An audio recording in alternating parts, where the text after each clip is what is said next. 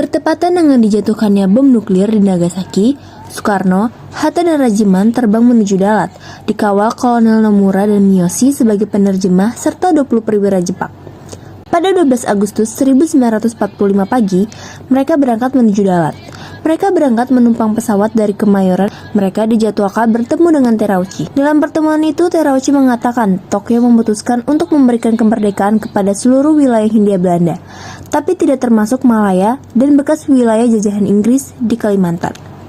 Sesudah itu, Terauchi memberikan selamat kepada Soekarno, Hatta dan Rajiman, yang kemudian diikuti seluruh staf di markas besar pasukan Jepang ikut menyelami mereka.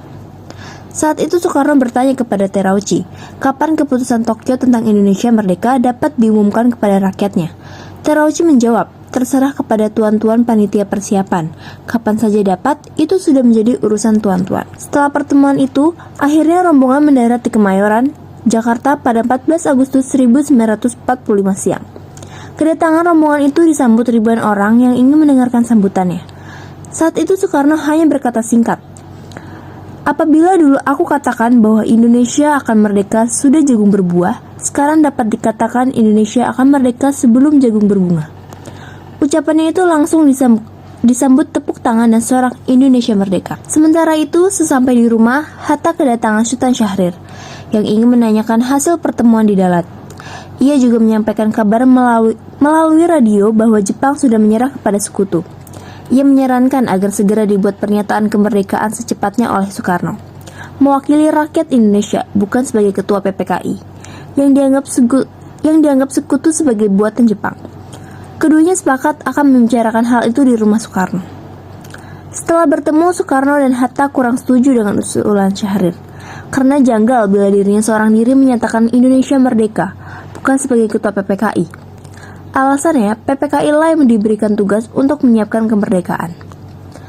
Melalui perdebatan yang panjang, akhirnya Indonesia bisa memproklamasikan kemerdekaan tepat pada Jumat, 17 Agustus 1945, atau bertepatan dengan 9 Ramadan 1364 Hijriah, pukul 10 pagi. Dalam proklamasi tersebut terdapat dua hal pokok, yakni pernyataan kemerdekaan Indonesia dan hal-hal yang harus dilaksanakan berkaitan dengan pernyataan kemerdekaan tersebut.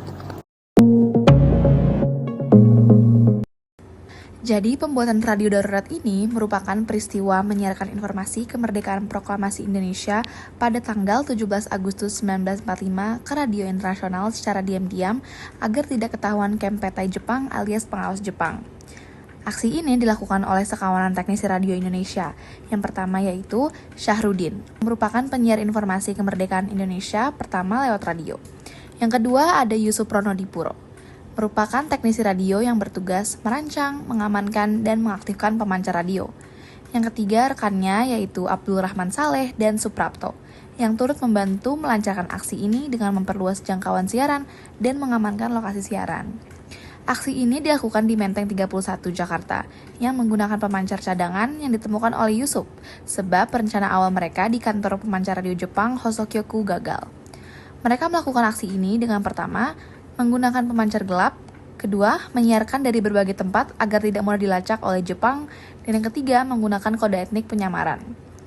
Akhirnya, berita proklamasi radio darurat ini sukses tersampaikan ke radio-radio internasional, seperti BBC London, Voice of America, Australian Broadcast Corporation atau ABC Australia, dan radio-radio Asia Tenggara layaknya Singapura, Malaysia, dan Filipina yang turut memberitahu negara-negara tetangga yang masih di bawah jajahan Inggris, serta India yang memberitahu ke negara Asia Selatan lainnya.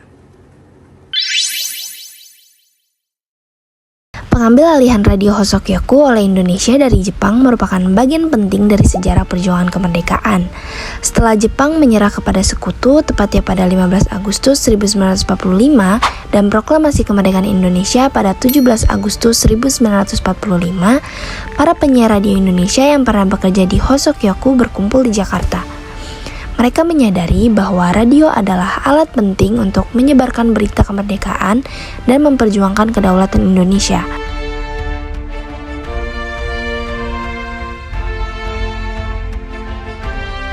Tepat pada 11 September 1945, seorang tokoh radio bernama Abdul Rahman Saleh memimpin pertemuan di Jakarta yang menghasilkan keputusan untuk mendirikan Radio Republik Indonesia atau yang kita kenal sebagai RRI.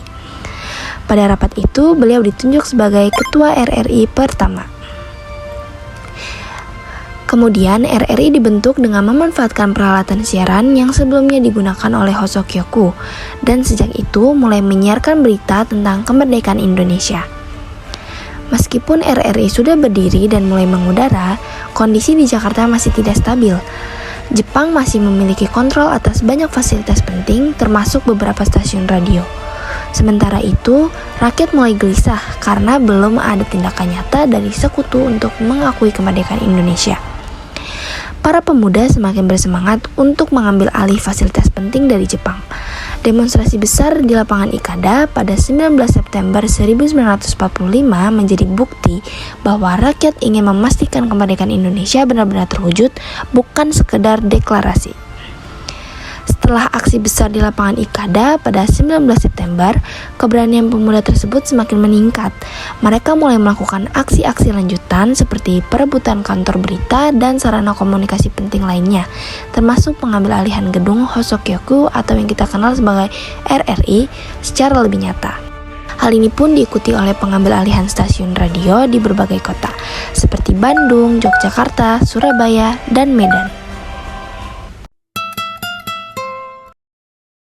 Pada 16 Agustus 1945 malam, ketika perumusan naskah proklamasi dilakukan di rumah Laksamana Maeda, diputuskan bahwa upacara akan dilakukan di lapangan Ikada.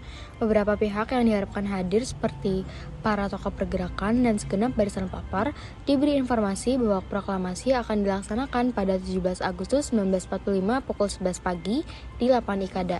Namun informasi yang disampaikan langsung dan lewat kurir serta lewat telepon, sayangnya berita ini terdengar sampai ke pihak Jepang, yang membuat pasukan Jepang mulai memenuhi lapangan Ikada pada 17 Agustus di pagi hari. Hal ini kemudian membuat pihak Indonesia merasa khawatir, terutama Soekarno, dengan alasan dapat terjadi bentrokan. Maka dari itu, beberapa pejuang Indonesia langsung bergerak untuk mengabarkan pemindahan tempat pelaksanaan proklamasi. Dan tempat pelaksanaan proklamasi dipindahkan dari lapangan Ikada ke kediaman Presiden Soekarno di Jalan Pegangsaan Timur nomor 56 Jakarta Pusat.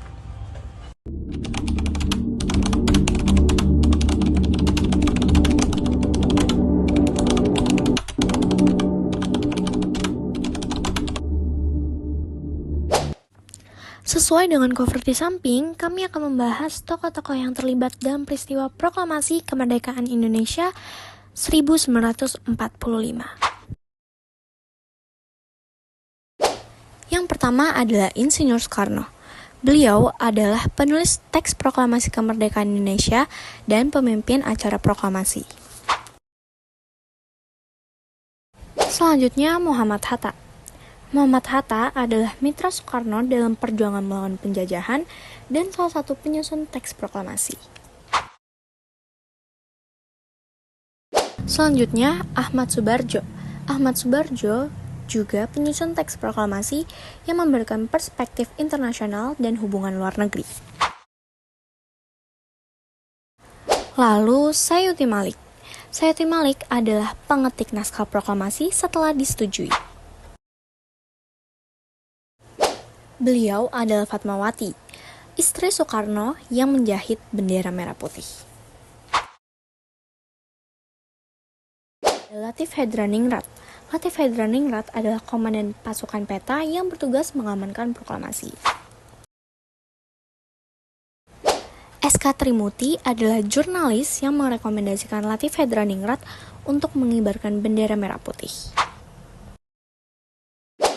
Beliau membantu Latif Hedraningrat untuk mengibarkan bendera merah putih.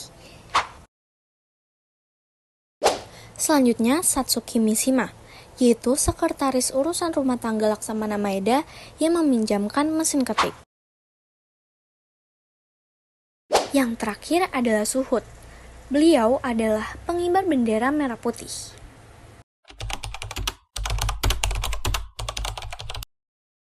Upacara proklamasi kemerdekaan Indonesia pada 17 Agustus 1945 dimulai dengan pembukaan oleh Insinyur Soekarno yang menyampaikan tujuan acara untuk mengumumkan kemerdekaan Indonesia secara resmi kepada rakyat. Setelah itu, Insinyur Soekarno membacakan teks proklamasi yang menyatakan bahwa Indonesia telah merdeka dari penjajahan Jepang. Teks ini dibacakan dengan tegas dan lantang di hadapan para hadirin, yang termasuk tokoh-tokoh penting dan pemuda yang hadir. Proklamasi. Kami, bangsa Indonesia, dengan ini menyatakan kemerdekaan Indonesia. Hal-hal yang mengenai pemindahan kekuasaan dan lain-lain diselenggarakan dengan cara saksama dan dalam tempo yang sesingkat-singkatnya.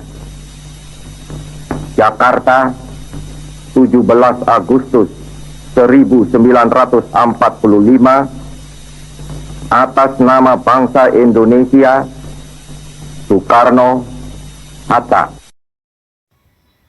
Setelah pembacaan teks, acara dilanjutkan dengan pengibaran bendera merah putih yang dijahit oleh Fatmawati menggunakan tiang bambu yang sederhana. Pengibaran bendera dilakukan oleh dua pemuda, Latif Hendraningrat dan Suhud Sastrokusumo, yang disambut dengan penghormatan dari seluruh peserta upacara. Setelah bendera dikibarkan, seluruh peserta menyanyikan lagu kebangsaan Indonesia Raya dengan semangat, meskipun tanpa iringan musik. Setelah itu, Insinyur Soekarno memberikan pidato singkat yang mengajak rakyat Indonesia untuk bersama-sama menjaga dan membangun negara yang baru merdeka. Dr. Andes Muhammad Hatta juga menyampaikan sambutan mengenai pentingnya kemerdekaan bagi masa depan Indonesia. Upacara ditutup dengan doa bersama yang dipimpin secara spontan oleh salah satu peserta, sebagai ungkapan rasa syukur dan harapan untuk masa depan Indonesia yang lebih baik. Meskipun sederhana, upacara ini sangat penting sebagai simbol perjuangan bangsa Indonesia dan awal kemerdekaan yang diperoleh.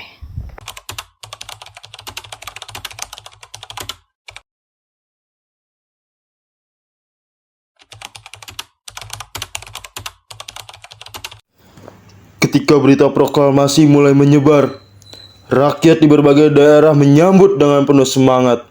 Mereka bersorak, bersatu, dan percaya bahwa Indonesia kini benar-benar merdeka. Di Jakarta, bendera merah putih mulai dikibarkan di banyak tempat. Pemuda-pemuda bergerak cepat menyebarkan berita melalui radio, pamflet, bahkan dari mulut ke mulut. Meski Jepang berusaha menutup informasi, semangat rakyat tidak bisa dibendung.